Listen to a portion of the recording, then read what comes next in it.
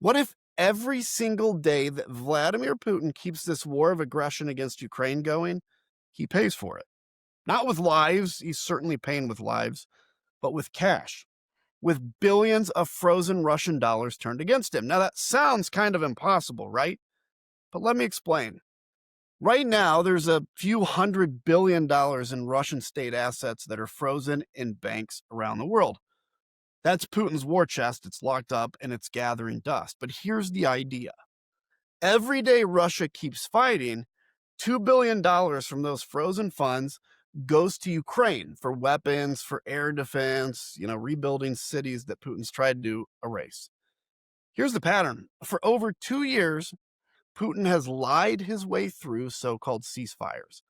Every time, these peace talks happen, Belarus, Turkey, Geneva, the UN, Russia shows up just long enough to rearm. In 2022, they rejected a humanitarian Easter truce.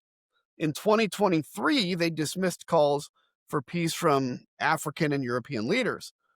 Even in 2025, Putin refused a 30-day ceasefire proposed by the West, claiming that Russia was the victim. The truth is, every ceasefire Russia proposes is just camouflage for the next wave of missiles.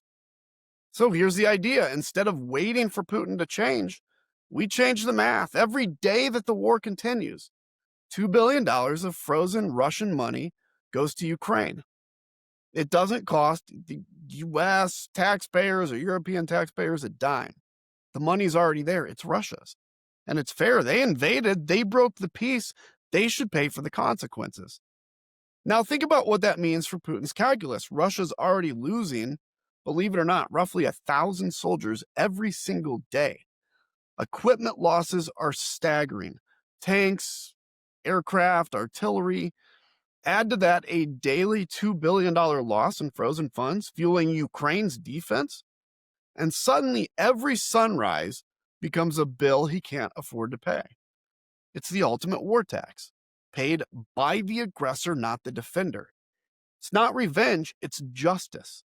Those frozen assets were seized because of Russia's aggression. Why should they just sit there when they could literally defend freedom? The mechanism is simple: an international trust fund, let's say, managed by the G7 or the EU. Each day, funds are converted into weapons, ammunition, rebuilding, even paying the soldiers, whatever. The moment Russia stops its war, the payments stop too, and that's the point. This plan sends a clear message to every future dictator. If you invade your neighbor, your own stolen money will be used to stop you. Look, in the 21st century, that's 21st century deterrence. It's lawful, it's moral, and it's powerful. Let's be honest, Putin's bet that time was on his side was one he made every day. He bet that the West would get tired. He bet that democracy would lose patience. But now imagine flipping that on him. Imagine time actually now becoming his worst enemy. Every new day of war doesn't help him, it bankrupts him. So this is the kind of bold idea that wins wars without firing new bullets.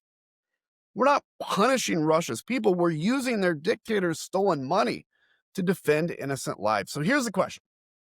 Should we keep letting Putin's money sit idle? Or should we use it to help Ukraine finish this fight and finally end it? Because if every day of war costs Putin $2 billion, trust me, this war won't last much longer.